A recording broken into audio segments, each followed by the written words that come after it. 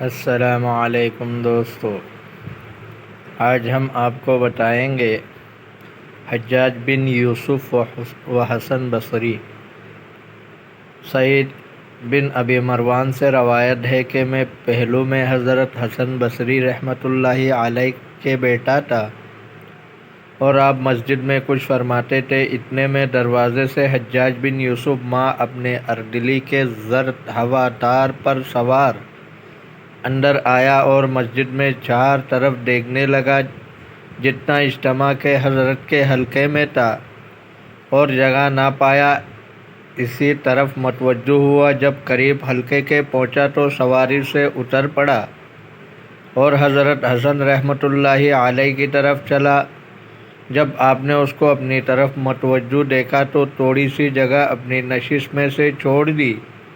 سعید رحمۃ اللہ علیہ کہتے ہیں کہ میں نے بھی تھوڑی سی جگہ اپنی نشست میں سے چھوڑ دی تو مجھ میں اور حضرت حسن رحمۃ اللہ علیہ میں تھوڑا فاصلہ ہو گیا۔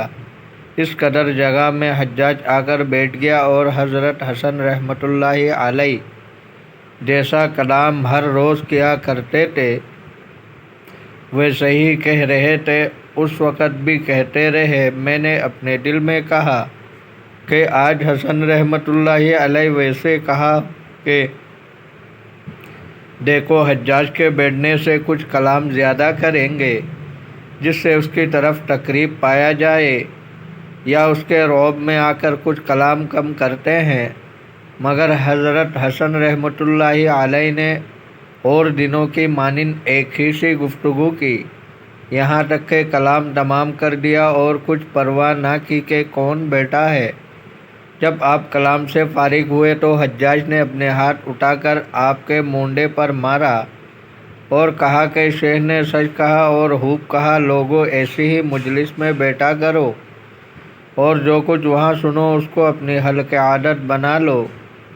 مجھ کو حدیث شریف پہنچی ہے کہ حضور صلی اللہ علیہ وسلم نے فرمایا، ان المجالس الذکر ریاض الجنہ۔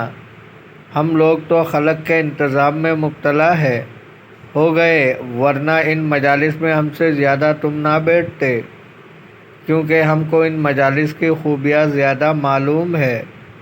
بعد اس کے حجاج نے تبسم کر کے ایسی تقریر کی کہ حضرت حسن رحمۃ اللہ علیہ اور حاضرین جلسہ سب اس کی بلاغت پر متعجب ہوئے اور فارغ ہو کر اٹھ کھڑا ہوا۔ تھوڑی دیر بعد ایک آدمی شام کا حضرت حسن رحمۃ اللہ علیہ کی مجلس میں آیا اور جس جگہ حجاج کھڑا تھا وہاں ہی کھڑا ہو کر کہنے لگا، اے مسلمانوں، خدا کے بندو، تم کو تعجب نہیں ہوتا کہ میں ایک شخص بوڑھا ہوں اور جہاد کرتا ہوں، کوڑے خچر اور ہیمے کی مجھے تکلیف ہے، اور میرے پاس 300 درہم ہے جو لوگوں نے دیے ہیں، اور میری 7 لڑکیاں ہیں۔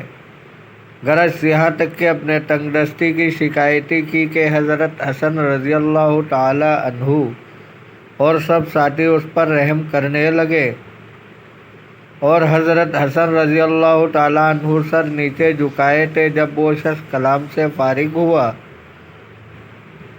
تو آپ نے سر اٹھایا اور فرمایا کہ خدا ان عمرہ سے سمجھے، انہوں نے اللہ کے بندوں کو اپنا غلام تصور کیا ہے اور خدا تعالیٰ کے مال کو اپنا مال سمجھ لیا ہے۔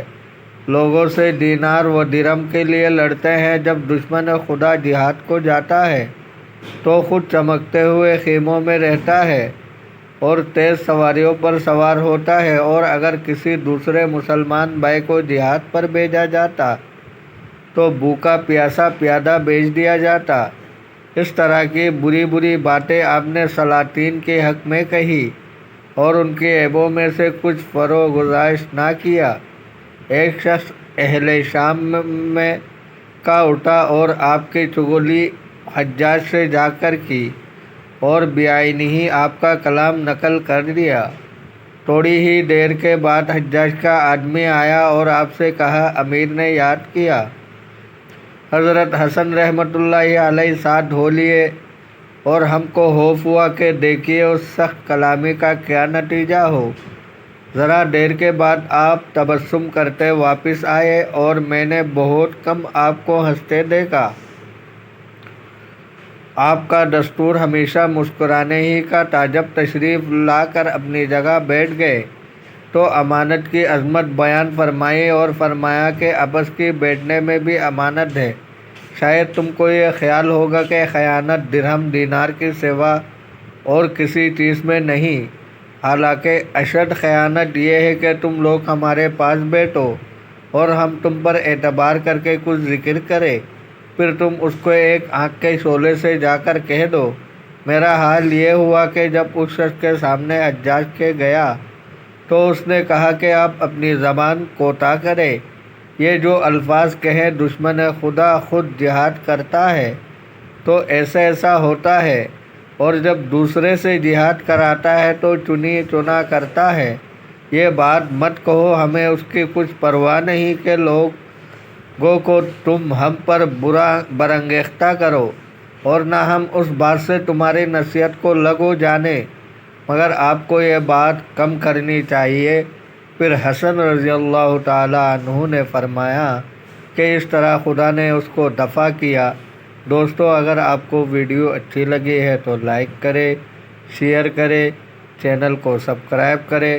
اپنا بہت سارا خیال رکھیے گا۔ ملتے ہیں اگلے ویڈیو میں۔ اللہ حافظ۔